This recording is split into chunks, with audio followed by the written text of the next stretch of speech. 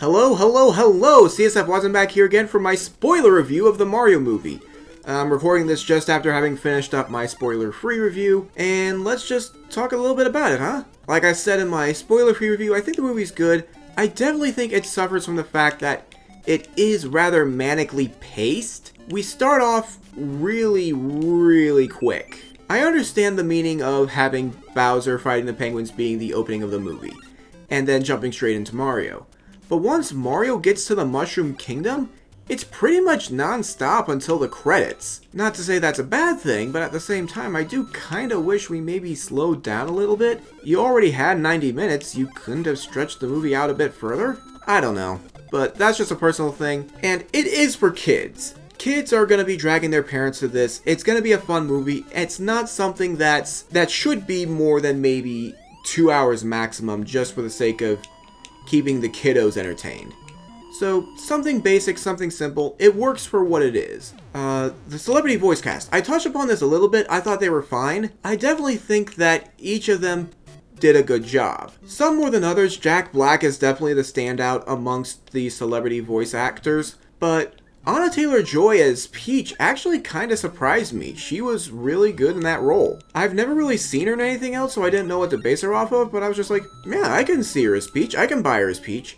Keegan-Michael Key as Toad was fun. I definitely was feeling like he was missing having doing the comedy he used to do with Jordan Peele, but he was good as Toad. Chris Pratt was fine. He was not the best Mario, but he never felt like he was just talking into the mic. I came out of that movie saying like, yeah, I could hear Chris Pratt sometimes, but for the most part, it felt like another version of Mario.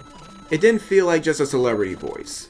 The visuals are great. I wasn't completely sold on the style after the first trailer. Like, Bowser looked great, but I thought Mario looked a bit weird, as I think a lot of other people did. But seeing the movie in full motion, it wasn't as bad. It wasn't trying to be a one-to-one recreation of the modern 3D Mario design, like in the Switch games or what have you, but it was just another version. It was a unique version. It was all for the sake of just creating something new, and I think it worked for this movie.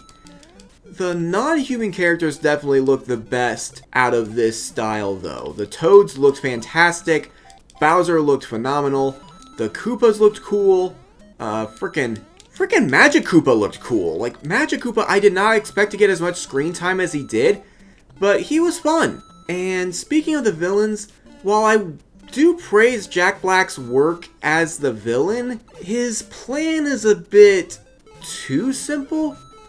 I get why they went simple. It's Mario. I've said this before, I'll say it again. Going simple was the best way to go for this movie. But at the same time, I felt like, well, it's just too simple. Like, Bowser's motivation in this movie is strictly he wants to marry Peach. I know that's been his motivation in some of the other games, but those always seem to carry the connotations of he would get the Mushroom Kingdom in tandem with it. Also, they always had Bowser play I Want to Marry Peach serious in the games. In the movie, they mostly play it for laughs. I think if they, instead of saying like, oh, I want to marry Peach because I think she's pretty, instead if they went the route of, I want to marry Peach because then I'll gain access to the Mushroom Kingdom and potentially certain secrets, I think that could have worked a lot better.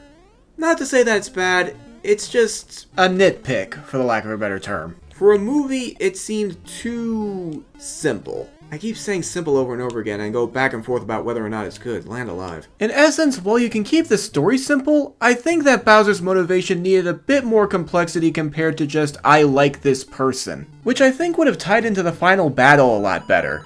So, near the end of the movie, when Peach and the main Toad go off to fight Bowser, he shows up and then says, like, marry me or I'm going to hurt people, and he just hurts the one Toad, which causes Peach to immediately concede. I think this might have served better if she actually had Bowser, or if the movie rather had Bowser try to destroy the entire Mushroom Kingdom and, like, actively try to hurt the Toads to convince Peach to give up. And says, like, oh no, this one Toad that I met a few days ago, I must sacrifice myself for him. Instead, if you had, like, Bowser's, like he's got the airships. Like, that was one thing I missed. We only see the flying island I miss the airships. I wanted to see those freaking airships. That would have been cool.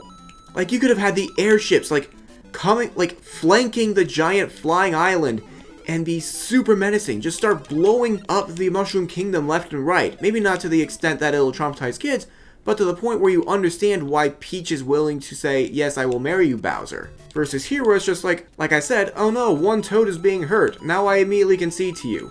That being said, it does lead to a really cool action sequence where Peach says, like, I played you because I was trying to find your prisoners. So she gets an ice flower, she beats up Bowser, and then they start the final battle.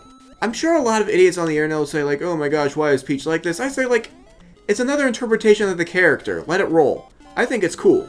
And I'm glad that the characters didn't necessarily just completely overpower everybody.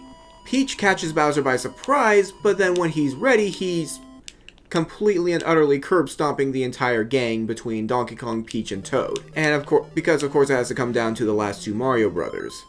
I do wish that we maybe saw more of the Kongs instead of just the little bit that we got in this movie.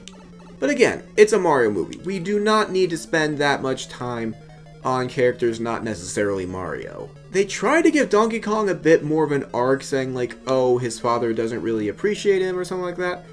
I think it was just something to have to try and bring Mario and Donkey Kong closer together. Just something simple that we've seen in movies before.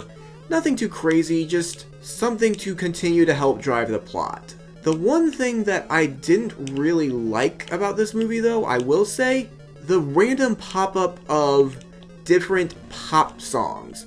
So every now and again, a random pop song would play in this movie. We had, the ones I can remember were Take On Me when we first reached the Kong Kingdom. We had a few others, but I can't remember them.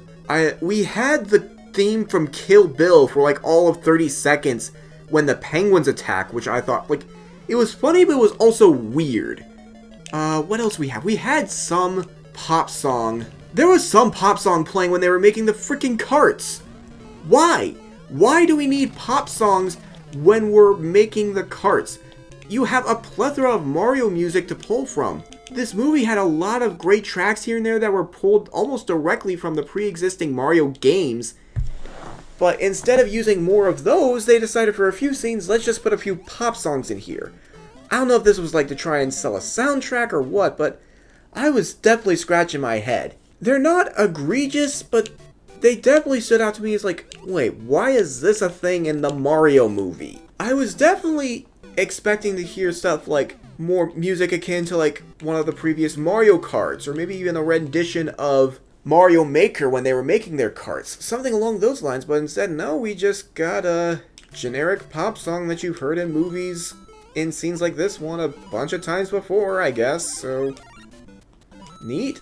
I mean, it screams like universal marketing saying like, we need like a popular song to keep everybody engaged, even though it's like, you've got arguably the most famous video game song in existence, and you've got more than one use for it. Just use it, my guy. But that's just one part of it. On the whole, though, it didn't really ruin the movie. It just made it stand out. And within that same vein, I am glad that the visuals were so simple. I almost expected them to just completely make wild design changes for everybody. But in the wedding scene, like, we got King Bob-omb and King Boo in their traditional designs, and they both look phenomenal. They didn't have to worry about saying like, oh, we need to update these characters for new audiences or anything like that. They were just like, we've got Nintendo working with us, so let's go for it. And even then, they did leave a lot of room for potentially more story or ideas or more complex ideas. I mentioned it in my spoiler-free review. They did an idea with Peach that I think could work. They made her origins a bit ambiguous for potential sequels, and that could play a lot. So for those who don't know, or were expecting to see Rosalina in this movie, she's not in this movie. But I think that could potentially play into some of the theories folks have had. The fact that Rosalina is somehow related to Peach or the old Mushroom Kingdom family or something like that. I could see them trying to play with an idea like that in the future for future Nintendo movies, because if this movie does well, I guess we'll see what else they can come up with their ideas and maybe try to get more complex stories instead of just a simple start. I don't know, I've been rambling a lot at this point, but that is just kind of how my brain functions after seeing a longer movie. If you'd like, leave a comment if you'd like to see me try to maybe script out a true-to-form review for this sort of thing. As it stands though, it's a good movie, it's got a lot of ups and downs, and I'm just gonna leave it at that. Nothing too crazy. Sorry, it's not super analytical, but it's not a super crazy movie. It's just the Mario movie. I don't know what else to tell you, but go see it, have some fun. I'll see you next time. Let's go.